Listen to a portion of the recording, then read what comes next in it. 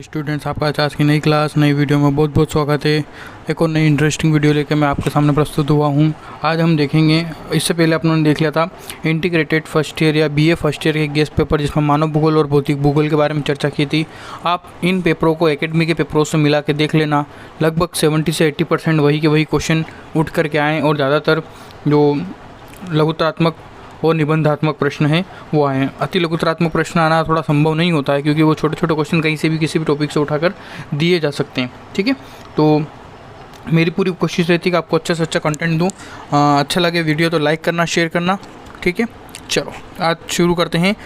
World religion geography, जो कि आपका सेकेंड ईयर का फर्स्ट पेपर है, विश्व का प्रादेशिक भूगोल, उसके प्रमुख प्रश्न कौन कौन से हैं उसका अध्ययन आज अपन करेंगे। ठीक है, तो पहला क्वेश्चन क्या कहता है, एशिया महाद्वीप में जापान की स्थिति, यानी कि एशिया जो महाद्वीप है, एशिया जो महाद्वीप है 7 महाद्वीपों में से एक महाद्वीप है, उसमें जो जापान है वो किस स्थिति में मौजूद है, या जो जापान द्वीपीय देश है वो कहाँ पर मौजूद है, तो पूर्व में स्थित है। तो जापान और एशिया के बीच में कौन सा सागर स्थित है, आपको ये बेसिक जानकारी होना जरूरी। अभी अपन देख रहे हैं पार्ट ए, यानी कि छोटे छोटे क्वेश्चन। ठीक है, फिर अपन देखेंगे पार्ट बी और फिर अपन देखेंगे पार्ट सी। ठीक है, पहला क्वेश्चन आपने समझ लिया, इसको अच्छे से पढ़ लेना। दूसरा है जापान के प्रमुख द्वीपों के नाम लिखना है आपको।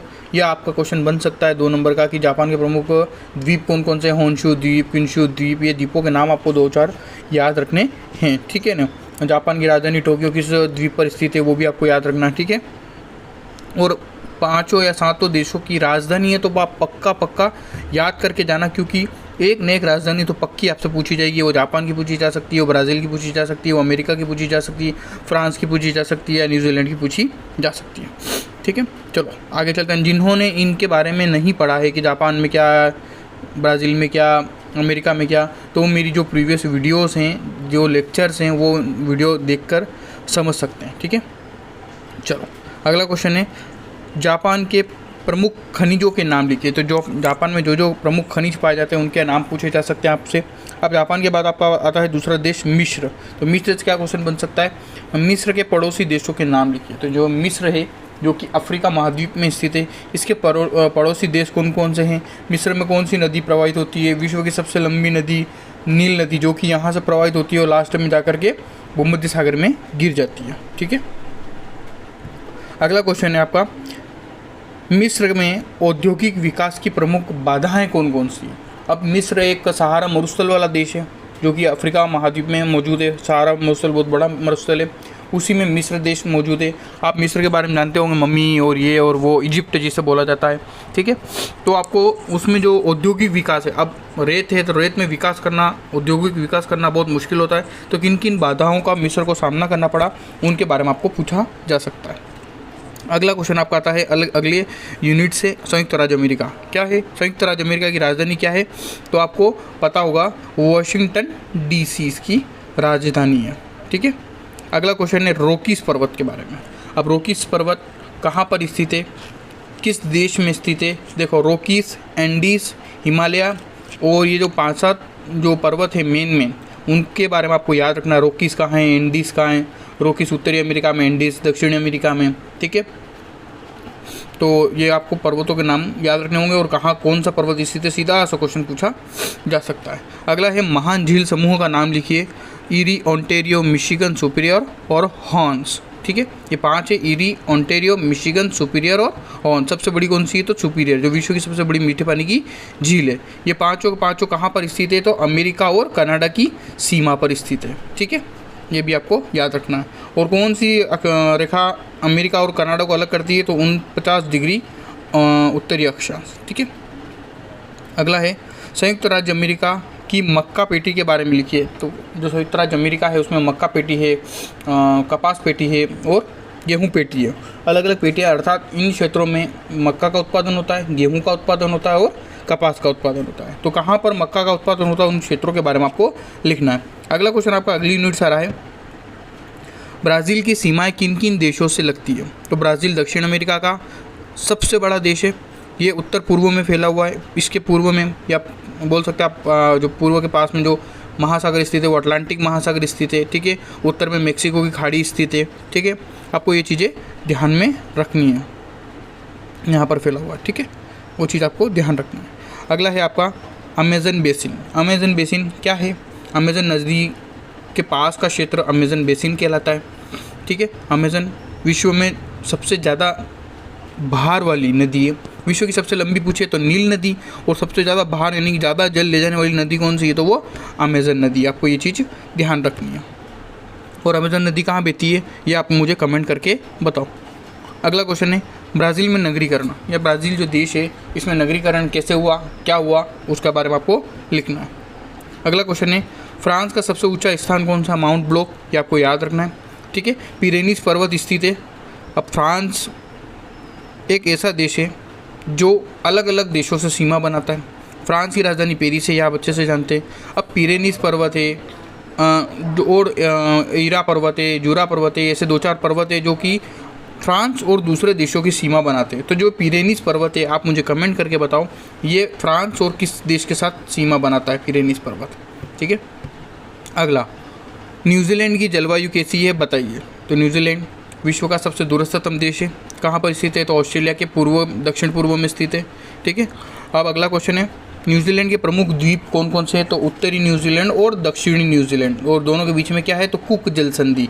और ये क्वेश्चन पूछा गया था कि न्यूजीलैंड की खोज किसने की? तो माउंट कुक द्वारा की गई थी। अगला पार्ट आ गया आपका पार्ट बी। ठीक है, पार्ट बी के क्वेश्चन देखेंगे आप अपन। ठीक है, पार्ट बी का पहला क्वेश्चन है यानी कि लघुत्तरात्मक प्रश्न में जापान की भौतिक विभाग लिखिए। जापान के भौतिक विभाग लिखिए। ठीक है, तो जापान के भौतिक विभाग कौन कौन से हैं उसके बारे में आपको वर्णन करना है। देखो IMP है आपका जापान, अमेरिका, ब्राज़ील, इनके बारे में पक्का पढ़ के जाना है। 3 यूनिट कंप्लीट कर लिए तो आपको अच्छे से अच्छे नंबर आने की पूरी संभावना है। ठीक है, अगला क्वेश्चन है जापान के प्रमुख औद्योगिक प्रदेश का विवेचन कीजिए कि जापान में कौन कौन से औद्योगिक प्रदेश पाए जाते हैं, किन किन क्षेत्रों में जापान। अब टेक्नोलॉजी के मामले में तो जापान क्या है आप अच्छे से जानते हैं। अगला है मिस्र की भौगोलिक स्थिति के बारे में लिखिए। अब मिस्र कहाँ पर स्थित है? मैंने बताया था आपको अफ्रीका महाद्वीप में स्थित है और सहारा मरुस्थल का भाग है। यहीं से कौन सी नदी गुजरती है आपकी? तो नील नदी, जो कि मिस्र को 2 भागों में बांट देती है, पूर्वी मिस्र और पश्चिमी मिस्र। ठीक है, आगे अगला क्वेश्चन मिस्र की नील नदी घाटी का वर्णन कीजिए। जो ये मिस्र है मान लो, और यहाँ से ये नील नदी ऐसे करके गुजरती है और लास्ट में अपना जल एक डेल्टा नुमा बना के भूमध्य सागर में गिरा देती है। तो नील नदी की घाटी यानी कि इसके पास में जो क्षेत्र पड़ता है वहाँ पर क्या प्रभाव है नील नदी का, उसके बारे में आपको लिखना है। अगला क्वेश्चन है संयुक्त राज्य अमेरिका के भौतिक विभाग लिखिए। यह मोस्ट IMP क्वेश्चन, इसको आप रट के जाना, पक्का आने की पूरी संभावना है। संयुक्त राज्य अमेरिका है, इसके भौतिक विभाग कौन कौन से हैं वो बताना आपको। अब इसमें पर्वतीय भाग भी है, पठारी भाग भी है, मैदानी भाग भी और तटीय भाग भी। किसमें? अमेरिका में। अमेरिका कहाँ है? उत्तरी अमेरिका। उत्तर में क्या है अमेरिका के? तो कनाडा। और दक्षिण में क्या है? तो मैक्सिको। पूर्व में क्या है? अटलांटिक महासागर। पश्चिम में क्या है? तो प्रशांत महासागर। ठीक है, ये बेसिक जो नॉलेज है वो अब मैंने वीडियो में बता रखा। अब आप उन वीडियोस को देख लेंगे तो आपको कोई दिक्कत नहीं होने वाली है। और अब मैं थोड़े दिनों में 3rd ईयर का कंटेंट भी लेकर के आने वाला हूँ, तो आप जुड़े रहें। ऐसा नहीं कि चैनल को अनसब्सक्राइब कर दें। 3rd ईयर के भी वीडियोस आने वाले हैं बहुत जल्द। मैं आपको पूरा ग्रेजुएशन कंप्लीट कराने की पूरी कोशिश करूँगा। और जो आपकी क्यूरीज है और जो आप चाहते हैं कि मैं इस कंटेंट पर वीडियो बनाऊं, तो मुझे आप वो चैप्टर प्रोवाइड करें तो मैं उस पर बनने की पूरी कोशिश करूंगा। इतना प्यार देने के लिए आपका बहुत बहुत शुक्रिया। और आप अगर देखेंगे चैनल पर तो 1 मिलियन व्यूज़ हो चुके हैं, यानी कि 10,20,000 बच्चों ने या मेरे स्टूडेंट्स ने या मेरे साथियों ने देखा है इस चैनल को और सराहना की है। तो आपका बहुत बहुत शुक्रिया। चलो आगे चलते हैं। अगला है संयुक्त राज्य अमेरिका के प्रमुख औद्योगिक विकास की विवेचना कीजिए। देखो 5-7 देश है, 5-7 देशों में से 2 देशों में से औद्योगिक विकास पक्का आने वाला। वो अमेरिका भी हो सकता है, वो ब्राज़ील भी हो सकता है और जापान भी हो सकता है। ठीक है, अगला है ब्राज़ील के अफवाह तंत्र के बारे में लिखिए। अब ब्राज़ील में कौन सी नदी बहती है? तो अमेज़न नदी बहती है, मैंने आपको बता दिया। तो उसका अफवाह तंत्र कैसा है, उसके साथ और कौन कौन सी नदियाँ मिलती है उसके बारे में आपको लिखना है। अगला मोस्ट IMP क्वेश्चन बिना कहे छपने वाला क्वेश्चन है ये। ब्राज़ील में कॉफ़ी उत्पादन की भौगोलिक दशाओं का वर्णन कीजिए। जो ब्राज़ील है देश, ये विश्व में सबसे ज़्यादा कॉफ़ी का उत्पादन करने वाला देश है। तो ये इसका पक्का क्वेश्चन आएगा कॉफ़ी का, ब्राज़ील का। अगला है क्वेश्चन फ्रांस की औद्योगिक प्रदेशों का वर्णन कीजिए। मैंने कहा है आपको कोई ना कोई 2 देशों का औद्योगिक वर्णन करने का आपका पक्का आएगा, तो किसी एक को भी पढ़ लोगे तो उसका थोड़ा बेसिक इधर उधर करके भी आप आराम से लिख सकते हैं।